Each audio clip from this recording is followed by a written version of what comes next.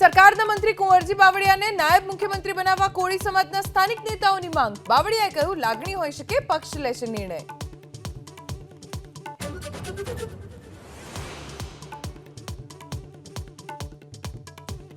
સાંસદ રાજેશ ચુડાસમાના હિસાબવાળા નિવેદનને લઈ કોંગ્રેસના પૂર્વ ધારાસભ્ય પુંજા વંશનો પડકાર.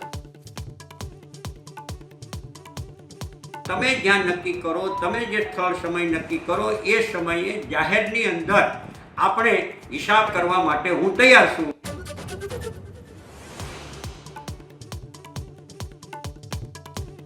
ગીર સોમનાથના તલાળાના ધાવામાં દબાણો પર ફરી વળ્યું પ્રશાસનનું બુલડોઝર. ફોરેસ્ટ વિભાગની જમીન પરથી હટાવાયા દબાણો.